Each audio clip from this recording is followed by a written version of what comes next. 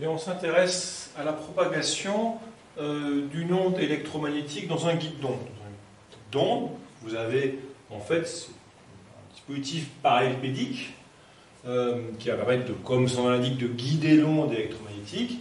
Et les parois de ce guide sont supposées, alors on peut dire un métal parfait, mais en tout cas un métal non conducteur qui peut considérer à la limite comme un métal parfait. Voilà. Et donc la question qui se pose, eh bien, c'est est-ce qu'une onde électromagnétique peut se propager? Donc le guide d'onde est ici, les parois métalliques sont ici, et ça se prolonge dans la profondeur, mais la partie centrale, c'est de l'air assimilé au vide. Et la question qui se pose, c'est, compte tenu des conditions limites, peut-on trouver un champ électrique qui va se propager dans le guide d'onde, c'est-à-dire selon UZ. Alors, pour la forme du champ électrique, on a un terme qui pourra représenter une propagation en exponentielle j oméga t moins bêta z. Ici, le vecteur d'onde il est appelé bêta. Donc une onde qui sera donc progressive, qui sera harmonique, qui est polarisée selon x. Et dans l'exercice propose d'introduire en fait un facteur multiplicatif dans l'amplitude qui dépend de l'espace. Alors c'est l'objet de la première question.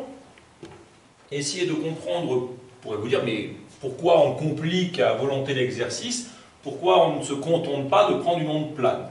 Alors, si on choisit de prendre une onde plane, le champ UX étant polarisé selon UX, le champ électrique étant polarisé selon UX, dans un plan perpendiculaire à la propagation, qui ici est le plan du tableau, si l'onde est plane, à un instant donné, je dois avoir le champ électrique qui a même valeur en tout point. Si l'onde, encore une fois, ce n'est pas le cas, mais si l'onde ne disposait que de ce terme-là, j'aurais un champ électrique uniforme, pas très bien fait, enfin, on voit l'idée, on aurait un champ électrique uniforme à un instant donné au sein d'un plan perpendiculaire à la propagation. La difficulté est que le champ électrique dans le métal supposé très bon conducteur, donc soit on prend un conducteur parfait et le champ électrique est, donc si on fait le cas limite du conducteur parfait, le champ électrique est rigoureusement nul dans le conducteur, et vous allez devoir avoir ici, dans le métal, un champ électrique qui vaut 0. Or, l'équation de passage qui doit vous être fournie, qui est écrite ici, vous indique que si j'appelle ici, donc 1, je vais agrandir un petit peu, mais je vais supposer que cette partie-là, 1, c'est le milieu 1, je vais dire que c'est le métal, le milieu 2, je vais dire que c'est le vide, N12 serait comme ceci, et en conséquence, en particulier, cette relation de passage, elle dit que si je fais scalaire un vecteur tangentiel, donc si je fais une projection scalaire, par exemple, selon x, eh bien, ce terme-là fera forcément 0. Et la relation de passage, elle me dit que la composante tangentielle du champ électrique doit être continue. Parce que la différence serait sur la composante normale. Or, dans le milieu 1, vous êtes dans le métal. Donc, dans le métal, le champ électrique, sa composante tangentielle vaut 0. Et au niveau de l'intérieur du guide d'onde, vous avez la forme du champ électrique, E bar N, calculée en Z égale 0 plus. Pardon, excuse-moi, Y égale 0 plus. Hein, je mets juste ici, dans le vide. Et on voit bien que si la relation de passage du fait qu'on a un champ électrique nul dans le métal impose que la composante tangentielle du champ électrique soit également nulle, juste dans le vide du guide d'onde. Mais ça veut donc dire que le champ électrique doit être nul en 0+, et si vous prenez, donc si le champ électrique doit être nul, je vais redessiner un petit peu, mais si vous imposez que le champ électrique est nul en Y égale 0+, et si vous dites qu'il est uniforme, quel que soit Y appartenant à 0B, eh bien votre champ électrique, il doit être tout le temps nul. Donc vous ne pouvez pas prendre un champ uniforme, parce que si vous prenez un champ uniforme, du fait de la continuité au niveau des parois, et vu qu'il est nul au niveau des parois, eh bien il doit être partout nul. Donc l'idée, c'est de prendre une forme différente, et de tenter une forme de ce type-là. Pour l'expression, c'est-à-dire de rajouter une dépendance selon Y pour le champ électrique, et donc de ne pas choisir une onde plane, Mais par exemple, alors ça j'ai dessiné le cas avec n égale 1, d'accord, ça serait sinus. Ça, le cas que j'ai dessiné, c'est une forme sinus pi y sur b. Voilà. Et donc, on n'a pas prouvé encore que c'est solution, mais c'est une forme qui peut être compatible avec les conditions limites. Pour faire une analogie qui vaut ce qu'elle vaut, si vous considérez un fluide visqueux dans un tuyau, on sait que la vitesse aux extrémités, au niveau du contact avec le tuyau, doit s'annuler. Donc si vous dites je veux un champ de vitesse uniforme dans une section droite de mon tuyau, vu que la vitesse doit être nulle aux extrémités, elle doit être nulle partout. Donc ce n'est pas une solution possible. Et on sait qu'on avait étudié ça, par exemple, dans la relation d'Agon-Poiseuil, qu'on avait un champ de vitesse qui était pour le coup parabolique dans une section droite du tuyau. Donc, ici c'est différent, mais ce qu'il faut retenir, c'est que dans un guide d'onde, le champ électrique devant s'annuler aux parois, il ne peut pas être uniforme, sinon il est nul partout.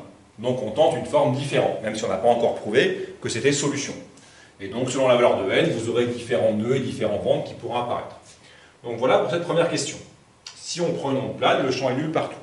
Ensuite, donc maintenant qu'on a réfléchi à cette idée-là, on va simplement se dire, bien, pour savoir si cette expression peut être solution du problème, donc cette expression vérifiera bien les conditions limites. Maintenant, vu qu'on a pris ce sinus nπy sur b, donc ceci, le caractère non plane de l'onde nous assure que les conditions limites seront vérifiées. Maintenant, ce qui reste à prouver, c'est est-ce que ce champ-là peut vérifier l'équation de propagation. Alors, l'équation de propagation n'est pas difficile à établir, parce que dans la partie centrale, il faut bien comprendre que ceci, cette formule-là, elle est donnée en fait, excusez-moi, c'était y ici, cette formule-là, elle est donnée dans le vide du conducteur. Donc cette formule centrale, elle est valable quel que soit y appartenant à 0b et quel que soit x appartenant à 0a. Et bien sûr, quel que soit z et quel que soit t. Donc, dans la partie centrale, on a bien du vide et il y a l'équation de propagation pour un champ électrique dans le vide, c'est l'équation de d'Alembert. On peut le recalculer si on veut en prenant le rotationnel du rotationnel de l'équation de Maxwell-Faraday, mais le résultat est certain. Alors, maintenant, pour passer à la question suivante, c'est de trouver la relation de dispersion. L'étape suivante, c'est toujours qu'on sait donner ce paramètre libre qui est le vecteur d'onde, ici bêta, et il faut réussir à trouver son expression. Oméga, ça vous le commandez, parce qu'en général, vous avez un excitateur qui crée un champ à une certaine fréquence, et la question, c'est quelle sera la valeur de bêta en fonction de oméga. Alors là, il faut être très prudent, parce que vous pourriez vous dire, je suis dans le vide, donc le champ électromagnétique se propage dans le vide, et j'ai envie de tenter bêta égale oméga sur c. Alors là, ça ne fonctionnera pas, parce que vous avez beau être dans le vide, le problème c'est que l'onde n'est pas une onde plane. Donc la formule ne s'applique pas. En particulier, le Laplacien ne vaudra pas moins bêta carré E bar. C'est ça le problème. On va le voir dans un instant. Donc notez bien que il faut faire très attention, vu que l'onde n'est pas plane, vous n'avez pas le droit au raccourci moins bêta E bar. Donc comment faire le calcul? C'est l'objet de la question 3, qui est ici présentée. Alors simplement, le champ électrique n'ayant qu'une composante selon Ux, on peut se contenter de projeter le Laplacien vectoriel. Encore une fois, cette équation, c'est trois équations de ce type-là sur chacun des axes. Donc je me contente simplement d'utiliser l'équation selon x, et j'ai simplement le Laplacien de la composante selon x, moins 1 sur c carré, la dérivée seconde de la composante selon x, égale 0. Alors, le calcul qui est simple à faire, c'est le calcul temporel. On dérive deux fois par rapport à t, pardon. On a un terme en exponentielle j oméga t. Donc, on va forcément sortir du j oméga au carré, donc du moins oméga carré. Où il faut être prudent, c'est sur le calcul en Laplacien, comme je viens de l'expliquer il y a un instant. Alors, comment faire le calcul en Laplacien? Je vous rappelle que le Laplacien correspondrait donc, ce terme-là, correspondrait à calculer d rond carré ex bar sur d rond x carré, plus d rond carré ex bar sur d rond y carré, et d rond carré ex bar sur d rond z carré. Alors bien sûr, le Laplacien en cartésienne doit être connu, et maintenant je fais le calcul, je constate que le champ électrique choisi n'a pas de dépendance en x, il est polarisé selon x, mais il n'a pas de dépendance en x, donc ce terme-là fait forcément 0, il n'a pas à être pris en compte.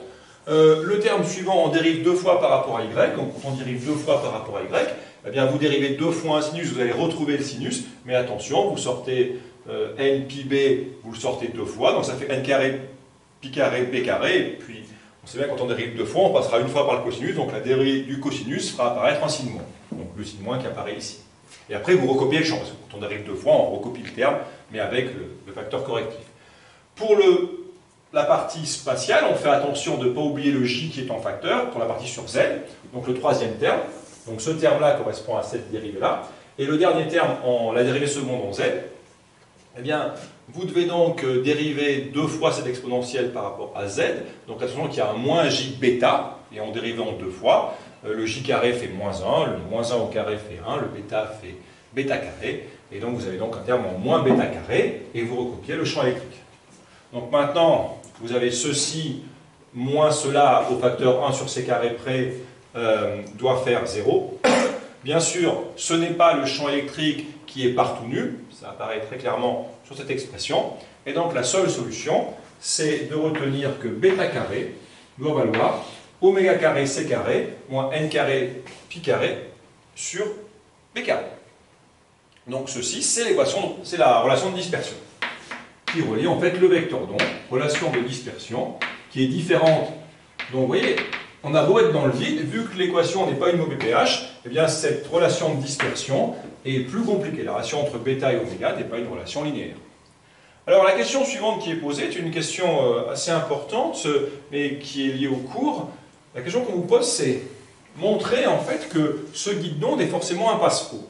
Alors quand vous avez cette formule, bon ça ce sont des données, on va choisir pour un mode donné, on pourrait dire bêta indice n d'ailleurs, parce qu'on pourrait voir que bêta dépend de n, mais placez-vous pour un n fixé, donc vous choisissez un n fixé, par exemple n égale 1, hein, n est un entier ici, donc vous prenez par exemple n égale 1, ou vous pouvez laisser le n général, et l'idée c'est que ça c'est le vecteur d'onde. Mais on sait que si on veut une propagation, il faut que le vecteur d'onde possède une partie réelle, car c'est la partie réelle du vecteur d'onde qui est associée à la propagation. Donc, bon ça ce sont des grandeurs réelles, et donc si je veux une propagation, il faut qu'il y ait une partie réelle pour bêta, donc qu'elle ne soit pas nulle. L'idée c'est que si bêta carré était un terme négatif, donc pour des petites fréquences, des petites pulsations, eh bien, bêta carré serait négatif, et on sait bien que un nombre pris au carré qui est négatif, c'est forcément un imaginaire pur qui n'aurait pas de partie réelle. Donc la seule solution, ce terme-là étant positif, la seule solution pour que bêta ait une partie réelle, c'est d'imposer que cette chose-là, qui est un réel, soit un terme positif ou nul, enfin, le cas limite n'existe pas vraiment, mais bon, disons positif ou nul. Donc vous devez imposer, vous pouvez même prendre directement comme ceci, en enlevant l'égalité. Donc je veux ceci, et donc ça m'impose que b carré soit positif. Si b carré, encore une fois, était négatif, si bêta carré était négatif, bêta serait un imaginaire pur, et vous n'auriez pas de partie réelle, donc pas de propagation.